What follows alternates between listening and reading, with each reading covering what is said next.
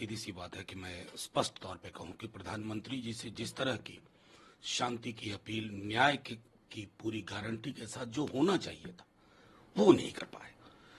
तकरीबन 1.25 घंटे के बाद मणिपुर का हिस्सा आया, 2.5 से 3 मिनट 30 सेकंड बोले थे पार्लियामेंट के बाहर। क्या इस अविश्वास प्रस्ताव के केंद्र में मणिपुर की हिंसा थी, वहां की सामूहिक पीड़ा थी? क्या प्रधानमंत्री जी अनभिज्ञ थे? भिज्ञ होने के बावजूद अगर आपने इस भाषण का उपयोग उपहास उड़ाने के लिए किया, चुटकुले सुनाए, तंज किया, ये सब आप करते हैं, 24 घंटे करते हैं, चाहे भोपाल में करें, राजस्थान में करें, लेकिन कल का दिन वो नहीं था। एक ट्रेजेडी हुई है, एक मानवता के खिलाफ अपराध हुआ है। कल चूक गया प्रधानमंत्री जी। जैसी बातें सुनने को मणिपुर के लोग आतुर थे टीवी सेट्स के सामने, उन्हें बड़ी डिसअपॉइंटमेंट हुई। पूरे सत्र के दौरान उन्होंने कटाक्ष किया, आप लोग मणिपुर पर वो जवाब दे, इसका डिमांड किया। जब वो बोलना शुरू किया तो उन लोगों ने वॉकआउट कर दिया। आप लोगों की विश्वसनीयता और गंभीरता पर सवाल नहीं, ये विश्वसनीयता और गंभीरता पर सवाल जो लोग उठा रहे हैं हम जानते हैं। आप टाइमलाइन देखिए, वॉकआउट के बाद मणिपुर शब्द का 2.5 मिनट के लिए आया मणिपुर का एहसास, उसमें भी अतिथिजीवी बनने की कोशिश। 9.5 साल से आप हैं साहब, 9.5 साल बहुत होते हैं किसी भी देश में, बल्कि उससे ज्यादा आप हैं। अब आप नेहरू पे ठीकरा नहीं फोड़ेंगे, इंदिरा जी पे ठीकरा नहीं फोड़ेंगे, ये आपके कद को नीचे ले जाता है। मैं तो उम्मीद भी नहीं करता हूं कि आप कभी जवाहरलाल नेहरू जैसे विशाल हृदय के होंगे, लेकिन अटल जी से तो सीखते, वो तो आपके नेता थे। आपने किस प्रकार की राजनीति की कल। ये मणिपुर को जो मैं बार बार दोहरा रहा हूं, मलहम की जरूरत है, मलहम की, आप नहीं दे पाए। आप लोग इंडिया नाम को रण में ले आए। उनका कहना है नाम बदलने की पुरानी परंपरा कांग्रेस का है, 1920 से हवाला उन्होंने शुरू किया और आप लोगों पर भी आरोप लगाया कि आप लोगों ने देश के नाम को विभाजित किया है। मैं तो सीधे तौर पे कहता हूं प्रधानमंत्री जी रैटल्ड हो गए, थोड़े हताश और परेशान हो गए, क्योंकि जब पार्लियामेंट में लोग चिल्लाते हैं मोदी मोदी तो इधर से आवाज आती है इंडिया इंडिया इंडिया, तो व्यक्ति बनाम देश का मामला होता जा रहा है। कोई भी व्यक्ति इतना बड़ा नहीं होता है। और जहां तक रही नाम बदलने की बात, तो मैं तो हिंदू महासभा से शुरू करूंगा, फिर जनसंघ, फिर बीच में जनता पार्टी, फिर भारतीय जनता पार्टी।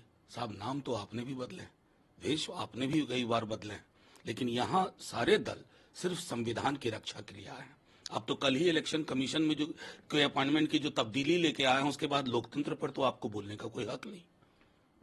अधीर रंजन चौधरी को सस्पेंड किया गया है। पार्लियामेंट्री डेमोक्रेसी का क्या इतिहास है 1947? देखिए, मैं सीधे तौर पे कहता हूँ शायद ये पहले एलओपी हैं जिनको सस्पेंड किया होगा।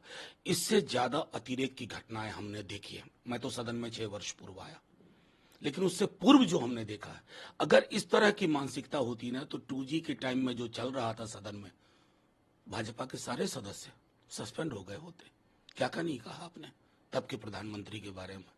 तो ये जो छुई मुई वाले चरित्र में रखते हैं प्रधानमंत्री जी को, कह रे रे रे रे छुई मुई हैं, इनके बारे में कोई शब्द बोले, मान लीजिए वो शब्द गलत, क्या आप सीधे एक चेतावनी नहीं दे सकते थे? लेकिन ये एक्सट्रीम स्टेप लेना बताता है ना कि पार्लियामेंट्री डेमोक्रेसी, कॉन्स्टिट्यूशनल मोरालिटी के लिए आपके जहन में कोई 2 इंच की भी स्पेस नहीं है। सर, गुरुवार को जो राज्यसभा में विधेयक पेश किया गया मुख्य चुनाव आयुक्त और चुनाव आयुक्तों के चयन को लेकर, उस पर आपका क्या कंसर्न? मेरा तो सीधे तौर पे है कि आप हाईजैक करने जा रहे हो। आप इलेक्शन कमीशन, जिसको हम कहते थे कि स्वतंत्र और निष्पक्ष चुनाव के लिए एक स्वायत्त संस्था है, आप उसकी स्वायत्तता खत्म कर रहे हो। माननीय सर्वोच्च न्यायालय की चीफ जस्टिस उसमें थे, पीएम थे और एलओपी थे। अब आपने क्या किया? पीएम के द्वारा नामित एक और मंत्री यूनियन कैबिनेट से, और एलओपी 3 है, कोरम 2। जो चाहेंगे आप करेंगे। वैसे भी जो चाह रहे हैं, इलेक्शन कमीशन को आपने कठपुतली बना दिया। अब ये कठपुतली ना, डोर की भी इसको जरूरत नहीं है, आपके इशारे पे नाचेगी।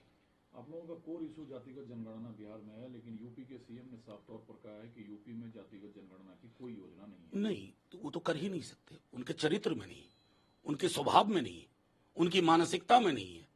देखिए, सामंती मूल्यों से लैस व्यक्ति जातिगत जनगणना के लिए कभी तैयार नहीं होगा। वो तो सामंतवाद की सीधी प्रखर अभिव्यक्ति है, उनसे नहीं हो पाएगा, लेकिन पूरे देश में होगा। ये मैं गारंटी दे रहा हूं।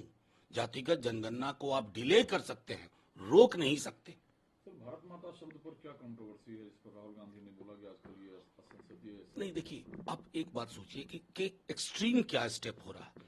उन्होंने कहा कि भारत माता के विचार का कत्ल हुआ मणिपुर में। अंग्रेजी में इसको कहते हैं idea of India has been assassinated. क्या यह शब्द पहली बार बोला गया?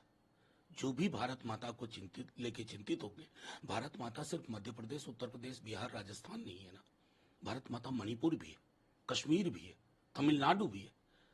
भारत माता की अभिव्यक्ति और उसका जो पूरा प्रतीक के रूप में हम इस्तेमाल करते हैं ना, जहां कहीं दर्द होगा हम तो कहेंगे ना भारत माँ को दर्द हो रहा, भारत माँ का खून बह रहा।